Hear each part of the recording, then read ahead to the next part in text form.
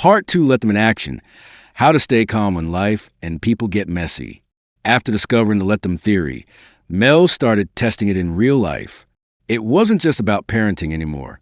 She began to apply it in stressful meetings, awkward family gatherings, friendships, and even her own inner battles with comparison and fear. And that's when she realized something powerful. Most of our unhappiness doesn't come from what happens to us. It comes from how much energy we waste trying to control other people's reactions to it. Let's explore how the Let Them mindset can change the way you deal with stress, opinions, emotions, and comparisons. 1. Life is stressful. Let it be. Here's the truth. Life will always be stressful. Work deadlines, financial pressure, arguments, unexpected problems. They never go away. But stress itself isn't the enemy. The real problem is that we believe we can eliminate stress by controlling what happens around us. Think about it.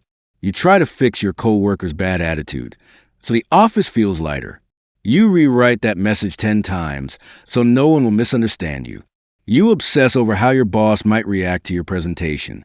And yet, despite all the effort, people still act how they want. The Let Them theory teaches the opposite.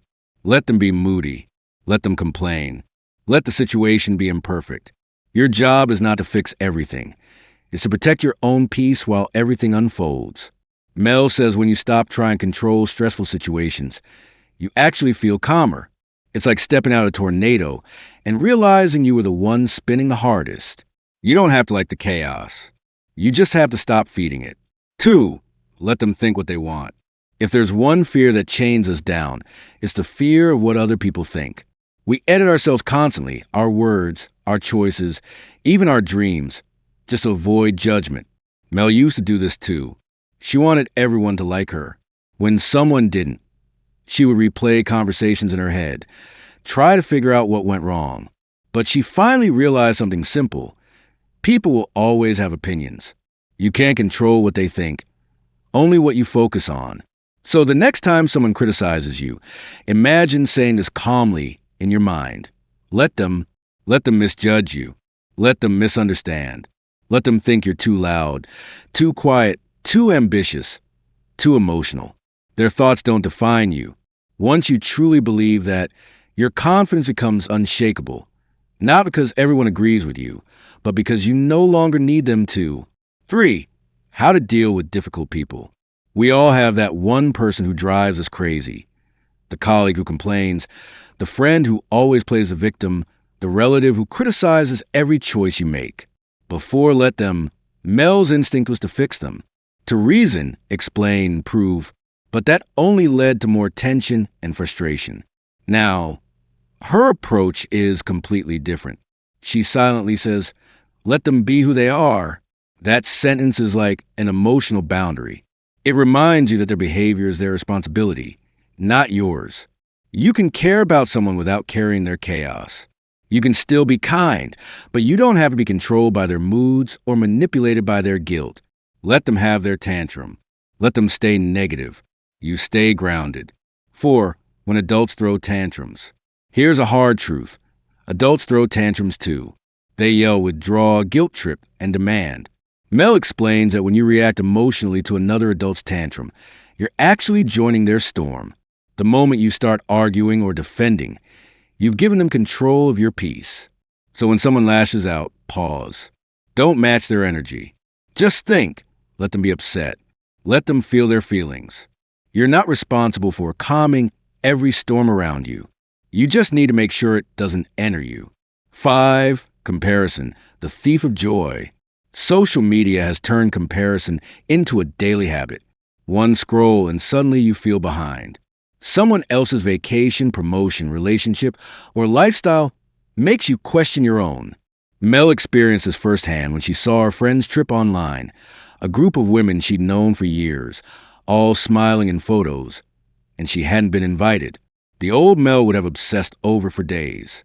But the new Mel said, let them go on the trip. Let them enjoy it. It's not about me. And then she asked herself a second question.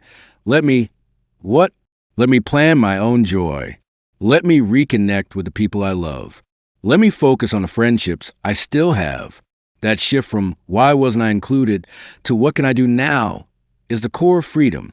Let them takes the sting out of comparison. It reminds you that someone else's happiness doesn't threaten your own. Life isn't a competition. It's a series of personal choices. 6. The science behind Let Them. As Mel researched further, she found that the Let Them theory connects deeply with ancient wisdom and modern psychology. Stoicism teaches that peace comes from controlling only what's within your power, your own thoughts and actions. Buddhism and radical acceptance say suffering comes from resisting reality, wishing people or situations were different. The Let Them theory blends both. It's stoicism in action, radical acceptance made simple. When you say, let them, you're not giving up. You're choosing not to fight battles that were never yours to win. It's emotional detachment with compassion. You still care. You just stop trying to control. 7. The balance of let them and let me. Here's where most people get it wrong. If you only say let them, you might start to feel distant, superior, or disconnected.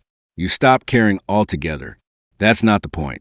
The second half, let me, brings a balance back. Let me focus on what I can control. Let me respond with calm. Let me decide what I need. Let me choose joy anyway. This is not about ignoring others. It's about respecting both sides. You let others live their story, and you take full authorship of yours. 8. Real power. The real power of the Let Them theory is that it doesn't depend on anyone else changing. It's all internal. You stop waiting for others to act right, to apologize, to finally understand you. Instead, you reclaim the one thing you've always had, your response. The next time someone disappoints you, disrespects you, or drains your energy, try this mental exercise. Step 1, let them. Step 2, let them do what they do. Let me choose peace. That's how you win without fighting. That's how you stay calm when life gets messy. When you master that, you'll realize what Mel did. That peace doesn't come from controlling the world. It comes from finally releasing it.